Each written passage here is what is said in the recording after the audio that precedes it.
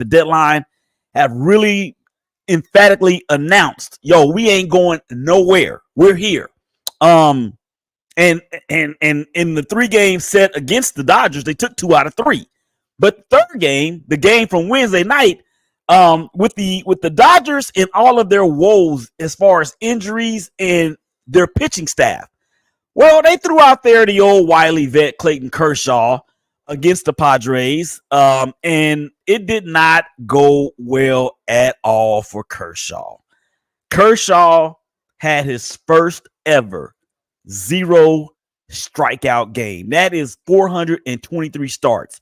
And if you break it down to a starting pitcher getting roughly 23 to 27 starts per year, we're looking at about 10 to 15 years. I can't remember how long he's been in the majors, but just look at it from that standpoint. And that's just if he had no injuries and was never out for the season or had extended time on the injured list, all those things.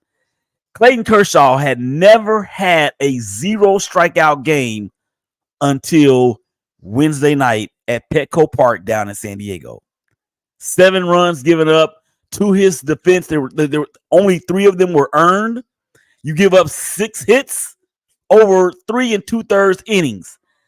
Needless to say that the Dodgers knew what they were doing. And I talked about this earlier in the same episode, but in a different segment, how it just seems like the Dodgers, even with everybody that they have, we know what they have in terms of in their lineup, but it's almost like you get the feeling that the Dodgers understand that what they have may not be enough, thus making the move for Jack Flaherty and the other moves that they made.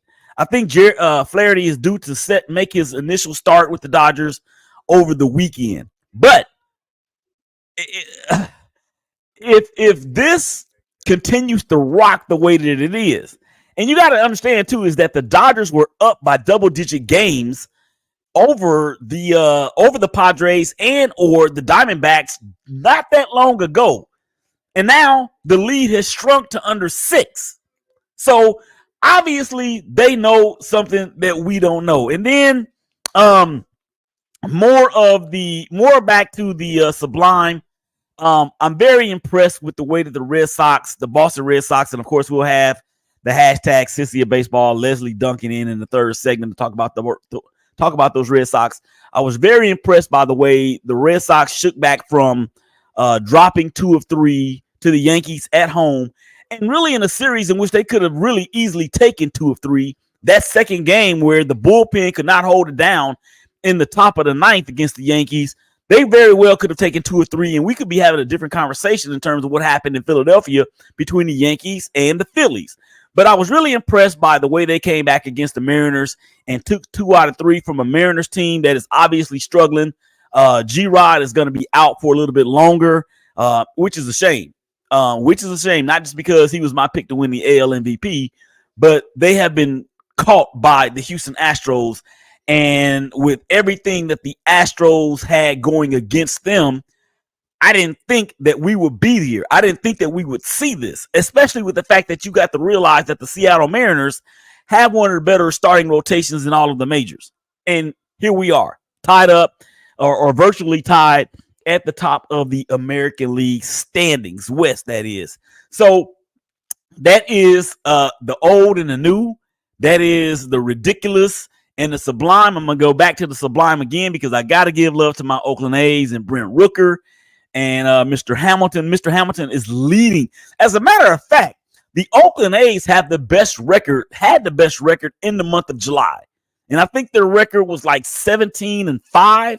Now, you may say, well, it's the Oakland A's and yada, yada, yada. But as a fan, and I talked about this earlier, as a fan that has seen the A's hold on to 3 of their best pieces, at least 2 of their best pieces, with Rooker and Mason, and with Mason. I understand that Mason is on the injured list right now, but Rooker is having a dynamite season. And if the A's want to get back to the glory days of the A's, whether it be in Oakland, whether it be in Sacramento, Salt Lake City, Jupiter, Mars, Paris, Texas, or Las Vegas. If they want to get back to the glory days, they're going to have to find a way to generate enough revenue. And I think going to Vegas, well, I can say I know going to Vegas is going to help out in that arena or in that area. But the A's, man, I'm as a fan that is starving for the A's to get back, not just to the playoffs, because the A's have had teams in the last 10 to 12 years that have been good enough to win the World Series, but always fell short in the playoffs. And that was with at the helm. That was, of course, oh my gosh, who was it? He's the manager in San Francisco right now. I can't even think of his name. That's who he is. But for Rooker and Hamilton to do what they did in the month of July, and for the A's to put up the type of numbers and the wins that they did, you talk about building momentum for the future. You talk about enough players out there for the squad that's putting enough great work on tape and out there in the atmosphere, and for your teammates to really just gel off of. I think it's a step in the right direction. So this first segment, man, we went back to we had the old, we went from new to old, the sublime to the ridiculous. We went from the old back to the new, and then we went from the ridiculous back to the sublime. And then wrapping up the ridiculous is the Chicago White Sox, who have lost 18 or 17 games in a row coming into this segment, and it's not getting any better. Their best pitcher, Crochet, is like, yo, don't trade me. If you do, I'm not going to sign an extension. Now what's going to happen in Chicago with him? I don't know. Time will tell. All right, come back on the other side of the break. We got more. We're going to get into some more trade deadline talk. Third segment, the hashtag Sissy Baseball rolls in. Willie Epting Jr., hashtag Brothers of Baseball Show. Y'all come back and holler at us.